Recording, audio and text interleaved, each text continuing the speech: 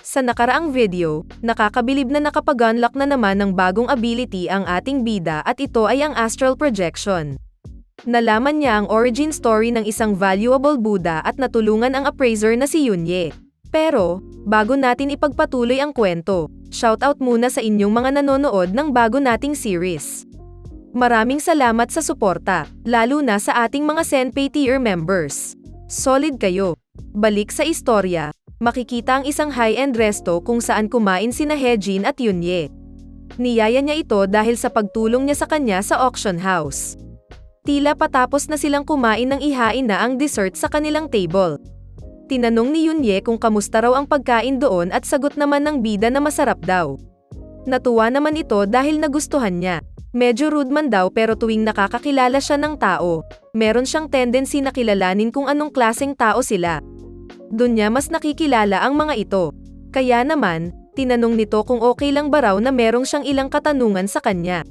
Sagot naman nitong, go ahead. Okay lang daw sa kanya. Mukhang maalam daw ito sa mga antique. Ano raw klase ng trabaho ang meron siya? Sa isip naman ng bida, pwede niya namang diretsahin siya. Pero considering ang nangyari kanina, mukhang di lang raw ito nagiging polite.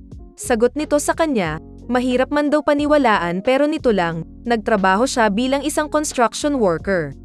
Nagulat naman ito na para sa construction worker, tila napakarami niyang alam pagdating sa artifacts.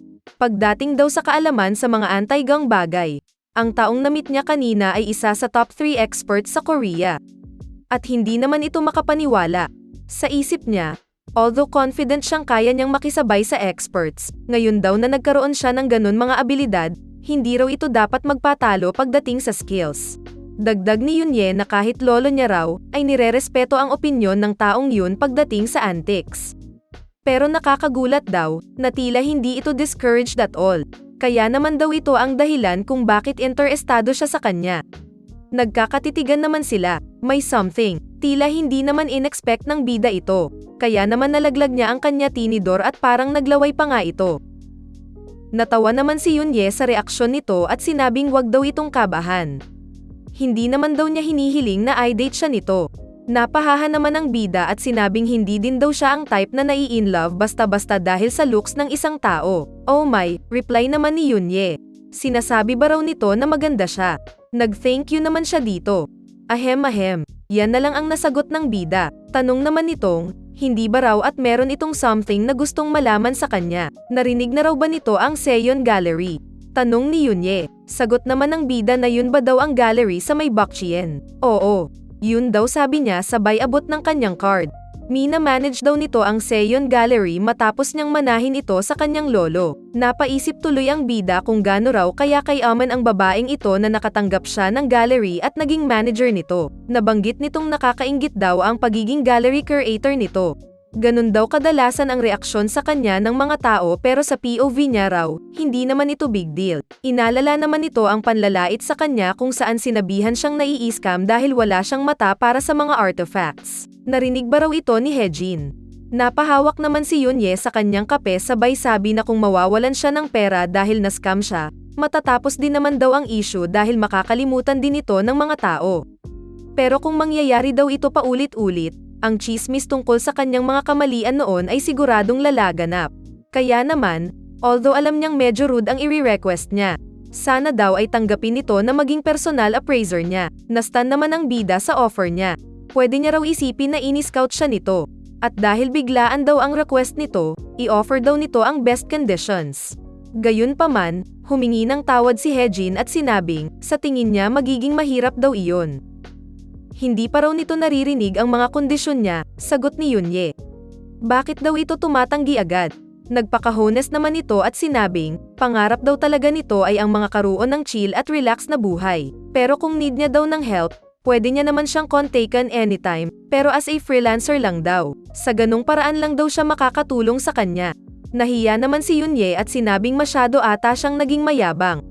Sino daw ang mag-aakala na mare-reject ito bago pa niya malatag ang mga offer at conditions? Nabanggit daw kasi nitong nagtatrabaho siya sa construction industry. Pero sabi ng bida na hindi niya na kailangang maging trabahador, at dahil wala naman ito sa difficult na situation kung saan kailangan niyang matali sa isang trabaho para lang kumita. Hindi niya sure paano sasabihin pero gusto niya lang daw kasi sana muna ng more time para sa sarili niya. Sana all.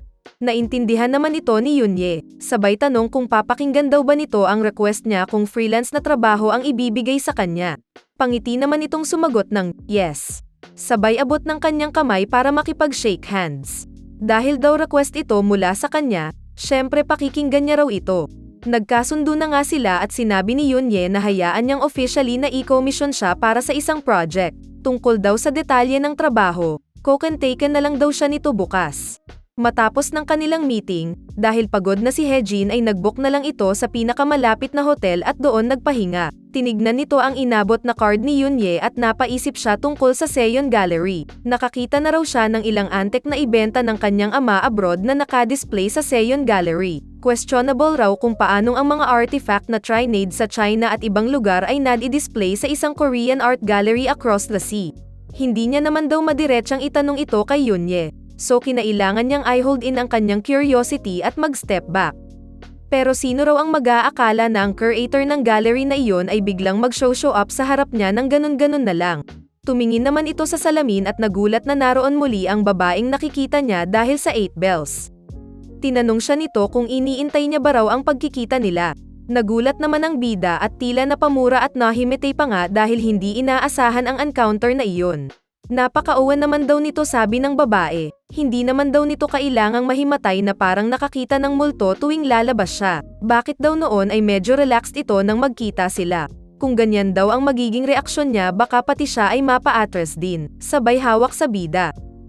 Sagot naman nitong, bigla-bigla naman daw kasi itong lumalabas ng walang paabi. Tinanong naman siya nito kung kamusta na daw ang pakiramdam niya kumpara nung nakaraan kung saan parang naubos ang energy nito. Napaisip naman ang bida nang mabanggit niya ang salitang energy. Na-realize nitong hindi na nga siya nahihilo ngayon hindi katulad nung nasa hagdan siya. Curious naman ito bakit daw bigla-bigla na lang itong lumabas ngayon pero pagtingin niya sa likod niya, wala na pala siyang kausap. Saan daw kaya ito napunta? Napasigaw naman ang babae at ayon pala ay nakatingin lang sa bintana. May mali daw ba? Tanong ng bida. Sabi naman nitong, anong nangyari? Bakit daw ang laki ng pagbabago ng langit at lupa?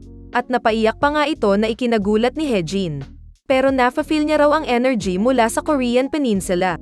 Yun daw ay dahil wala doon ang 3 heavenly objects. Tinuro naman ito ang lumilipad na eroplano at tinanong ano daw ang kakaibang bagay na iyon. Bakit daw nito hinahati ang sagradong kalangitan? Sinabihan naman siya ni Hejin na kumalma. Hindi naman ito matahimik at hindi raw siya makakalma. Imposible raw na nangyayari ang mga bagay na iyon. Sabay sambit ng Bigon. Bigon na may hawak pang mga items. Dahil doon, napasigaw tuloy ang bida na, it's not what you think it is. Kumalama muna daw ito at makinig sa kanya, so nastan tuloy ang babae. Hindi raw yun ang iniisip niya, makinig muna daw sa kanya ito at ikwekwento niya ang mga bagay na ikinagulat nito. So sabihin muna daw nito ano ba yung dapat sasabihin niya kanina. Pero bago ang lahat, hayaan niya muna raw na magpakilala ito. Siya raw ang kaluluwang namamahay sa 8 bells. Matapos raw ang daan-daang taon, nagising siyang muli, salamat daw kay Hejin. Nagpakilala ito bilang shaman ng heavenly altar mula sa sinaunang Korean Peninsula. Altar kung saan ginagawa ang mga ancestral rites para sa mga Diyos. Napasagot naman si Hejin ng as expected, pero tinanong siya nito kung alam niya ba raw ang sinasabi nito. Mas mapapadali kasi ang usapan nila kung oo. Gayunpaman, sa totoo lang daw, hindi nito naintindihan ang kahit na isa sa mga sinabi niya. Nainis naman ang babae at tinanong alam naman daw nito ang tungkol sa 3 heavenly objects, tama ba? Sagot naman nitong, oo daw. Inexplain ng babae na ang heavenly altar ay ang lugar kung saan sila nanalangin sa mga Diyos para sa kasaganaan at development ng buong Korean Peninsula. Iyon daw ang lugar kung saan nila prinoprotektahan ang 3 mahahalagang heavenly objects which is yung 8 bells, bronze mirror at bronze sword. At bilang shaman daw na nagpoprotekta ng heavenly altar, naprotektahan daw siya ng mga nation at dynasties matapos ang maraming mga taon. Pero, nung panahong buhay pa raw ito, meron raw mga banyagang kaaway ay nag-invade sa kanilang lugar at pinatay lahat ng mga heavenly altar shaman. Ninakaw daw ng mga ito ang 3 heavenly objects. Isa siya sa mga shaman na nabawian ng buhay dahil sa pangyayari na iyon. Pero nang napapikit na raw nito ang mata niya, ang kanyang kaluluwa raw ay nanirahan sa 8 bells. Kaya naman, nandun siya ngayon sa harapan nito. Meron lang daw itong isang kahilingan sa kanya. Ang mahanap at mapagsama-sama ang nawawalang 3 heavenly objects, at pumunta sa nirvana. Ibibigay daw nito ang mga kakayahan niya hanggang sa ma-achieve niya raw ang misyon na iyon. Kaya naman, hindi na nito natuloy ang sasabihin dahil nagulat siyang umiiyak si Hejin dahil sa kwento niya. Dagdag naman nitong, kaya naman, sana ay matulungan siya nito.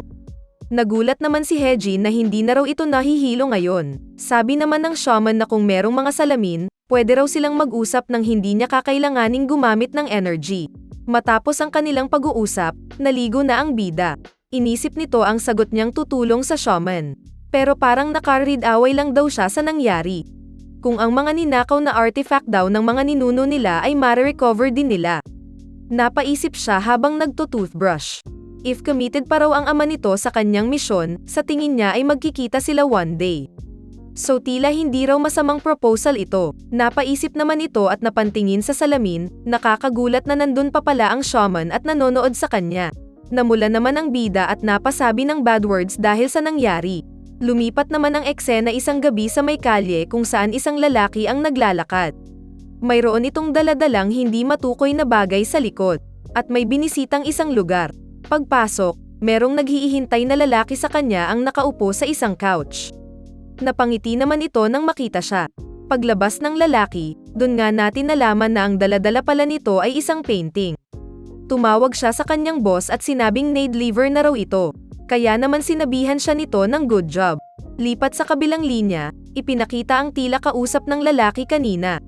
Siya ay nasa kanyang office at umiinom. Ni-reveal nito na ang painting na Dine Lever ay ang painting ni Ma Yuan, isang sikat na Chinese painter. Wait. Tama ba ang nakikita natin? Si Zhong Dehaya na personal appraiser ni Yerin ito, diba? Ano kayang tinatago nitong sikreto? Halata namang illegal ang bentahan kanina ng painting, so may side business pala ito. Nako, kabang-abang na naman ng next episode natin. Kaya naman, kung curious ka happens next, siguraduhin mong naka-like, follow o subscribe ka sa aming channel o page. Share mo na din ito sa iyong mga tropang mahilig sa manhwa. Maraming salamat sa panonood, Oni-chan.